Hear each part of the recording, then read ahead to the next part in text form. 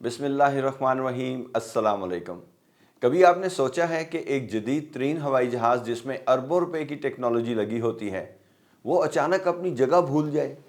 ना उसे ये यकीन हो कि वो कहाँ है, ना ये कि वो किस सिमत जा रहा है, और फिर वही जहाज़ वापस आकर ज़मीन पर खड़ा हो जाए सिर्फ इसलिए कि वो दोबारा अपनी पहचान हासिल कर सके। ये कोई फ़िल्मी कहानी नहीं, ये हकीकत है और मैंने इसे अपनी आँखों से देखा है। जब मैं एयर ट्रैफिक कंट्रोल में ड्यूटी करता था, बाज़ औक़ात ऐसा होता था कि एक फ़्लाइट टेक ऑफ के बाद वापस आ जाती थी। पायलट की आवाज़ आती थी, computer problem, request return to stand. ये एक सादा जुमला होता था, लेकिन इसके पीछे एक बहुत बड़ी कहानी होती थी। हम उसे दोबारा पार्किंग स्टैंड पर ले आते थे और फिर वहाँ एक खामोश मगर इंतहाई अहम काम शुरू होता था।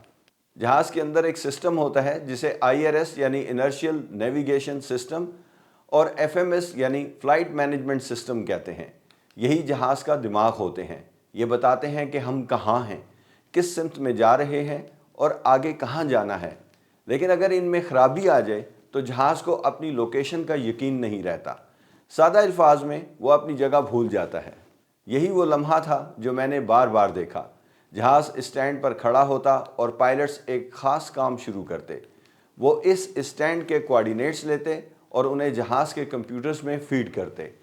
लैटिट्यूड और लॉन्गिट्यूड ये सिर्फ नंबर्स नहीं होते, ये जहाज़ की नई पहचान होते हैं। ये उसकी एग्जैक्ट पोजीशन बताते हैं।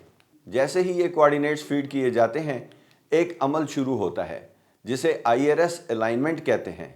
जहाज़ बिल्कुल साकत खड़ा होता है और अंदर एक खामोश कैलकुलेशन चल रही होती है। यह सिस्टम ज़मीन की गर्दिश को महसूस करता है, अपनी सिमत को दुरुस्त करता है और ख़ुद को कैलिब्रेट करता है।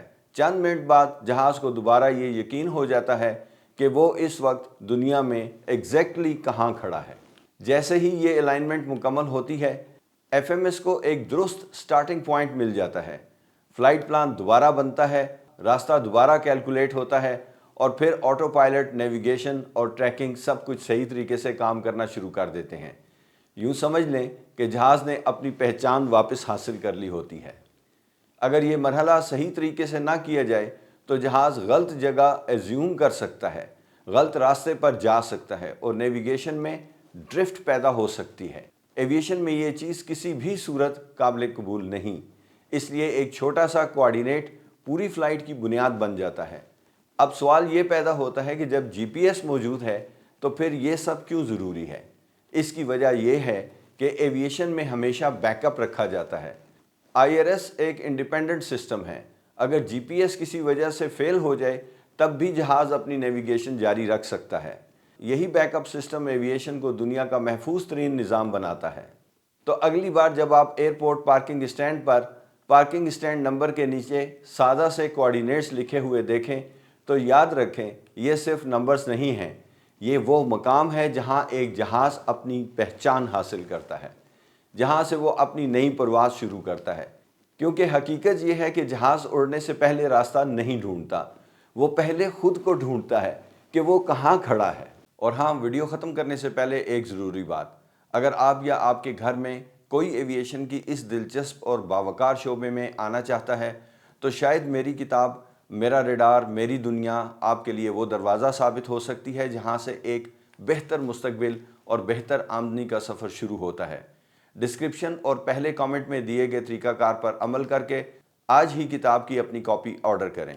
अपना बहुत ख्याल रखिएगा। नेक्स्ट वीडियो तक के लिए इजाज़त चाहता हूँ। अल्लाह हाफ़िज़।